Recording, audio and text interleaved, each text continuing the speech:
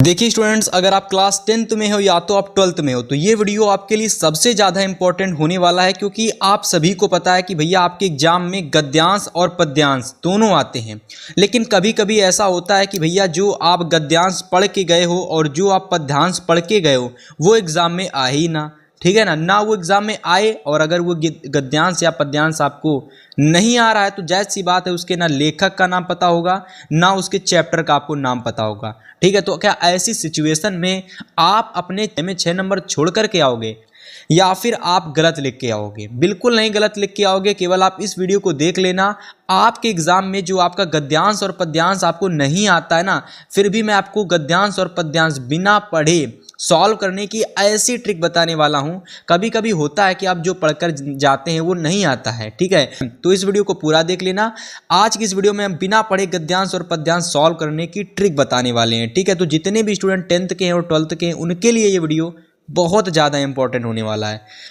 देखो, सबसे पहले देखो यहाँ पर ये देखो एक गद्यांश है। सबसे पहले आप देखो, क्या आपने ये गद्यांश अभी तक आपने कभी देखा था? ये इंपॉर्टेंट गद्यांश नहीं है। देखो, ये एक ऐसा गद्यांश है जो कि मुझे लगता है ये इंपॉर्टेंट नहीं है। ठीक है, अब देखो आपको क्या करना है। सबसे पहले इस गद्यांश को आपके एग्जाम में आ गया। ठीक है, ये आपके एग्जाम में आ गया, आपको नहीं पता इसके किस चैप्टर का है, ना तो आपके इसके गद्यांश के आपको लेखक पता है, ना तो इस चैप्टर का नेम पता है, तो फिर कैसे इस गद्यांश को सॉल्व करोगे?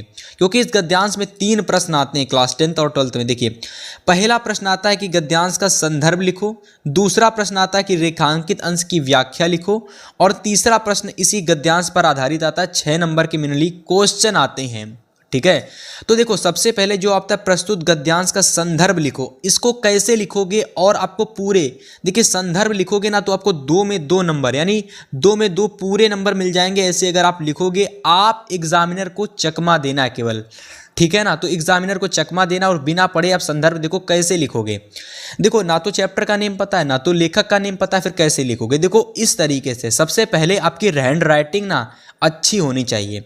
अगर आपकी हैंड राइटिंग अच्छी नहीं है तो फिर आपको नंबर नहीं मिल पाएंगे। ठीक है, पूरे में पूरे 6 में 6।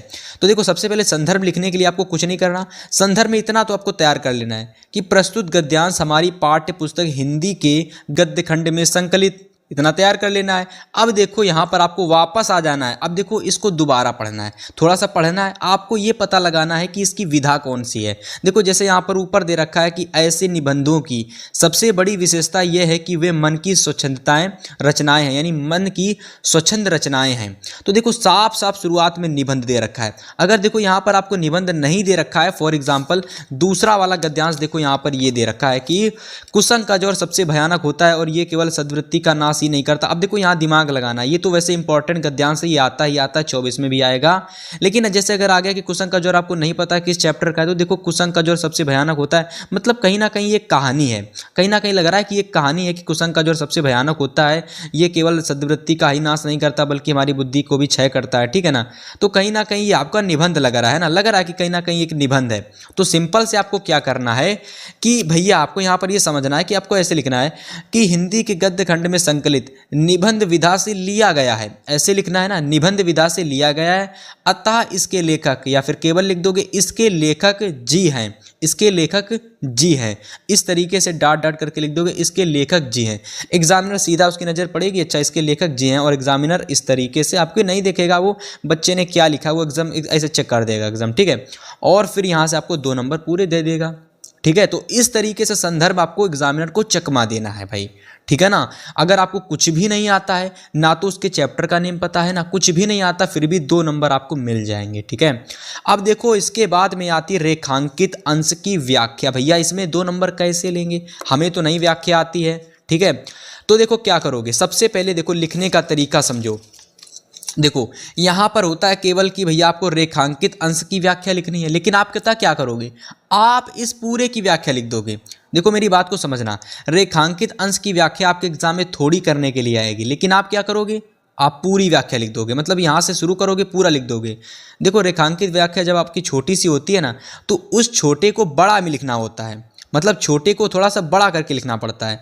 अब अगर मान लो 3 लाइन की आपको व्याख्या लिखनी है, अगर आप पूरा उतार के रख दोगे तो एग्जामिनर को थोड़ा नहीं देखेगा, वो थोड़ा नहीं देखेगा तुमने सही लिखा कि गलत लिखा, वो देखेगा बच्चे ने ज़्यादा लिखा है और कहीं ना कहीं जो इसमें दिया गया है, यानी जो निबंध इस गद्यांश में दिया गया है उसने वही लिखा है, तो फिर वो क्या करेगा, बिना देखे आपको पूरे नंबर दे देगा, 2 में 2 नंबर। ठीक है, जैसे कि मैंने यहाँ पर देखो क्या लिखा है कि ऐसे निबंधों की सबसे बड़ी विशेषता यह है कि वे मन की स्वच्छंद रचनाएं हैं। तो आपको ऐसे लिखना है कि प्रस्तुत गद्यांश में हमें यह बताना चाहता है, यानी प्रस्तुत गद्यांश हमें यह बताना चाहता है, मतलब शुरुआत में आपको ये जरूर लिखना है कि प्रस्तुत गद्यांश, ये जरूर लिखना है आपको मेरे भाई कि प्रस्तुत गद्यांश हमें यह बताना चाहता है कि ऐसे निबंधों की सबसे बड़ी प्रमुख विशेषता यह है कि, और डॉट डॉट, मतलब इस पूरा आपको देखिए एग्जाम में 3 आपको रेखांकित अंश की व्याख्या करने के लिए आएगा, लेकिन आप क्या करोगे, पूरा छाप दोगे, A to Z आप पूरा छाप दोगे और एग्जामिनर नहीं देखेगा आपने क्या लिखा क्या नहीं लिखा,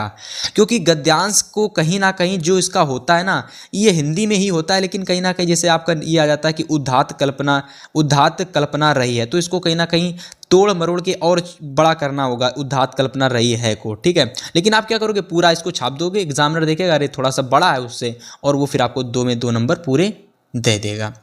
ठीक है, अब देखिए आपको 2 नंबर रेखांकित अंश की व्याख्या भी मिल जाएंगे। तीसरा प्रश्न आपका आएगा निबंध से, तीसरा प्रश्न आएगा इसी गद्यांश में से एक प्रश्न पूछा जाएगा।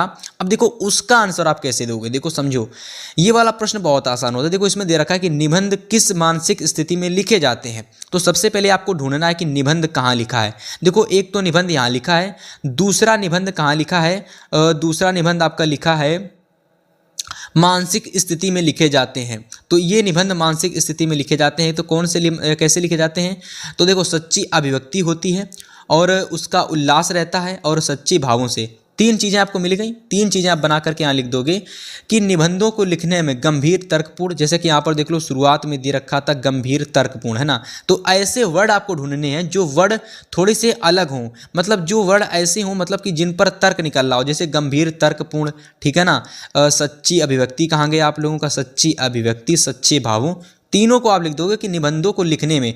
मेरे भाई यहाँ पर देखो जैसे यहाँ लिखा था कि निबंध किस मानसिक स्थिति में लिखे जाते हैं, तो आपको डिट्टो सेम छापना नहीं है, आपको थोड़ा अपनी भाषा में लिखना है। जैसे इसमें लिखा था कि निबंध किस मानसिक स्थिति में लिखे जाते हैं, तो आप लिखोगे कि निबंध को लिखने में गंभीर तर्कपूर्ण, जैसे एक शब्द ये हो गया गंभीर तर्कपूर्ण, दूसरा हो गया सच्चे भावों और तीसरा हो गया सच्ची अभिव्यक्ति में लिखे जाते हैं। बताइए कितना आसान तरीके से मैंने आपको बताया कि आप बड़े ही आसानी से संदर्भ भी लिख सकते हो बिना पढ़े। अगर आप गए एग्जाम में आप रेखांकित अंश की व्याख्या भी कराओगे और आप इसका तीसरा वाला भी प्रश्न लिख करके आ जाओगे मेरे भाई।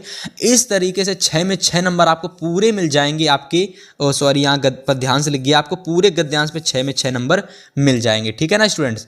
अब देखिए आज की इस वीडियो में मैंने आपको बताया कि आप बिना पढ़े गद्यांश कैसे सॉल्व कर सकते हो। अगली क्लास में मैं आपको बताऊंगा कि पद्यांश को आप बिना पढ़े कैसे सॉल्व कर सकते हो और एग्जाम में 6 में 6 अंक कैसे आप ला सकते हो गद्यांश की तरह पद्यांश में भी।